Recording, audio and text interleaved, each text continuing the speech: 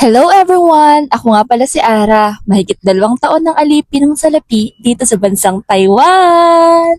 At dahil nga rest day ko ngayon ay napagdiskitahan ko ngayon edit aring aking mga video at talaga namang puno ng aking storage nang ma-delete na din. Ay di aring nga yung ganap ng kapunta namin din sa Taiwan ay nakakatuwa bagat. Hindi ko naman nakalaang ako makakapunta nga din. Makakasakay nga din naman ng eroplano. Tapos sabi ng kasamahan ko, ako bibidyohan daw niya. Ako day lumakad-lakad papunta doon. Tapos nga, kami pala yung napag-iwanan ng mga kasamahan namin. Di kami pangdali ng pagmamabilis diyan. Ayan na, hindi ko naman alam kung saan na pupunta baga. Tapos din na nga, maghihintay na lang kami din para sa oras ng aming flight, tas din nga kami sa may bandang gitna nakaupo. Sayang nga lang at hindi kami doon sa may window seat, pero okay lang naman gawa ng gabi nga at wala din namang makikita sa baba. At ari na nga, finally, touchdown Taiwan! At dahil nga December nga ari, pagkakalamig, hindi ko naman nakalain na malamig pala din talaga winter nga ni. Tapos iniintay nga namin yung iba pa na yung mga kasamahan ay talaga namang pangatalo na isa, sobrang lamig talaga. Tapos nakakatuwa lang at talagang first time ko lang magkita ng malaking eroplano ha. Nakikita ko lang ari sa may langit pag nalipad doon ay pagkakalayo bagay kaliit makita pero ari at nasa sa harapan ko na ala kaganda. Sobrang grateful ko nga gawa ng share ko lang never kong pinangarap dati ang Taiwan. Sobrang wala siya sa option ko nung nangangarap pa lang ako mag-apply abroad kasi isip ko nun sayang lang yung 3 taon ng buhay ko sa Taiwan kasi isip ko ang baba ng sahod compare sa ibang bansa.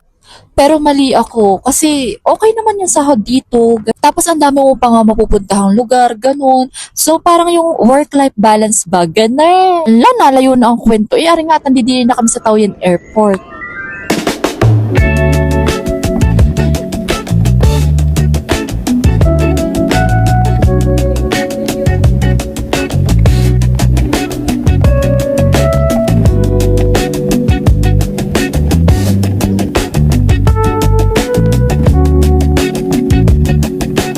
Susunduin nga pala kami ng broker namin dito sa airport.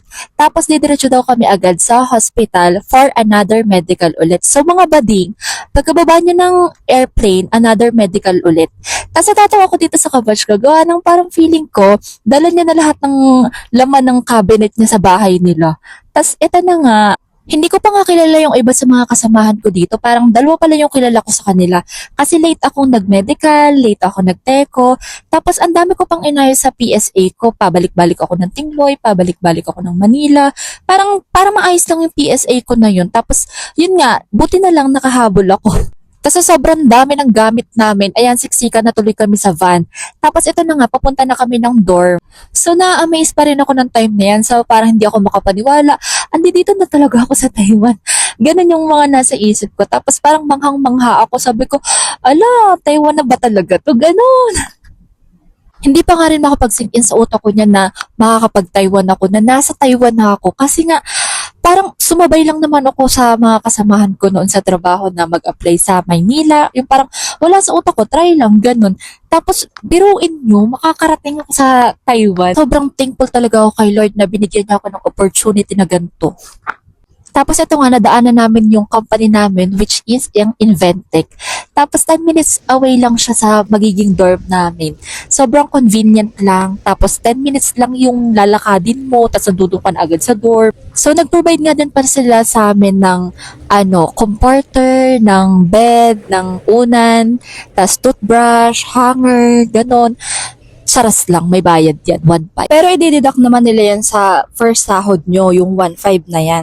Tapos din nga muna kami pinag-antay ng co-or namin habang hindi pagising yung mga night shift kasi nga yung iba kong kabatch, isisingit nila dun sa night shift na room. At bukod nga sa mukha na kami kinawawadi yan, yung mga mukha namin mukhang Hagardo Versosa na literal. Ay, ako lang pala. At finally, ito na yung magiging room namin. Medyo luma nga lang yung dorm namin pero komportable naman siya.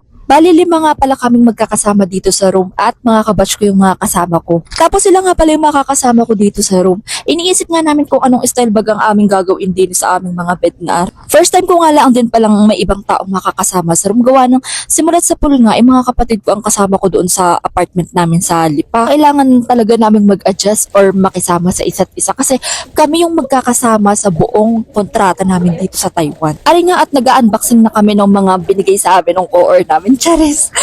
Meron nga din palang tsinelas na ewan baga kung alin ang kanan o kaliwa din. Tapos meron din towel, isang unan, tapos may planggana rin pala at saka isang pambabad gayo. Ari nga at nag-start na rin akong punasan na aking magiging bed na ari at nang malatago na nang makapagpahinga na. At wari ko bagay maghapon kaming walang pahinga ay kinabukasan daw niyan isusunduin kami ng aming broker at nang may orientation nga daw kami sa aming company. Sari nga pala yung magiging locker ko, nalagayan ko ng mga personal kong gamit. Tingnan naman kakaunti lang naman yung mga dala kong gamit din 5 piraso lang yan na magkakapareha. Tapos wala pa nga ako nadalang kortina diyan. Buti na lang at sinabi ng kabatch ko na may nagpapautang daw dun sa baba. Ay sasawa daw ang bayan. Gangat ako'y mag-iintindi muna. Basta kung ito'y napanood mo, ay sign mo na ito para mag-apply dito sa Taiwan. Sagain nyo lang guys kasi sobrang worth it dito sa Taiwan. So hanggang dito na lang muna, ako pa rin to, si Ara, ang Batanggenyang alipin ng salapi dito sa Taiwan. Bye-bye! Ngik!